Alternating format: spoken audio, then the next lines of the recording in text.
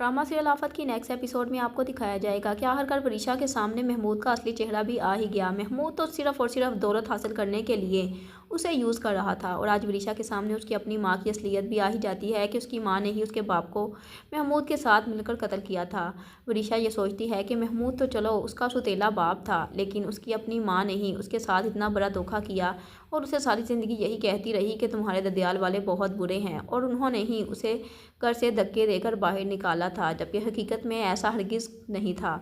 मेरी माँ ने ही मेरे बाप को महमूद के साथ मिलकर मौत के घाट उतारा। वरीशा को जब अपनी माँ की और सौतेले बाप की असलियत पता चलती है तो उसे ज़ोरदार झटका तो लगता ही है, लेकिन जैसे ही वरीशा इन सब बातों के बारे में सोच रही होती है तो महमूद को महक की बातें सुनकर शदीद गुस्सा आता है और वो महक की गर्दन पकड़ता है, अपने दोनों हाथों से दबा देता है। महक बहुत ज़्यादा चिल्लाती है कि छोड़ दो मुझे, लेकिन महमूद उसको मौत के मुंह तक पहुंचा कर ही दम लेगा। वरीशा दौड़ी चली आती है और अपनी माँ को बचाने की कोशिश तो करती है, लेकिन तब तक महमूद अपना काम तमाम कर चुका होता है। अब महक बेसुध होकर नीचे ज़मीन पर गिर जाती है और यहाँ तक कि महमूद जब वरीशा को भी धक्का दे देता है जब वरीशा अपनी माँ को बचाने की कोशिश कर रही होती है। अब मुख्तार साहब जो कि वरीशा की तरफ से काफ़ी ज़्यादा परेशान होते हैं, जब वो वरीशा का ख़त पढ़ते हैं तो सब घर वाले ही, ख़ास तौर पर शिफा को भी अपनी गलतियों का एहसास हो ही जाता है और सब घर वाले सिर्फ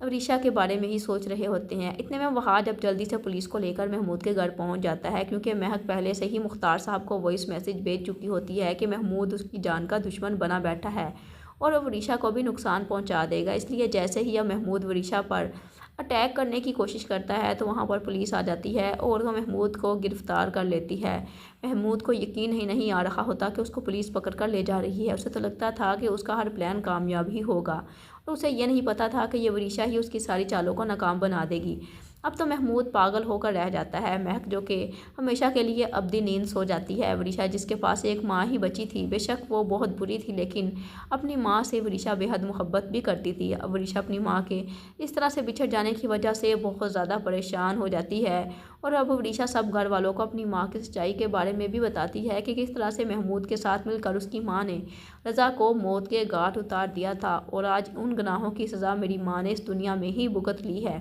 क्योंकि जिस तरह से उसने रज़ा के साथ किया उसी तरह से महमूद ने उसे मौत के मुंह तक भी पहुंचा दिया।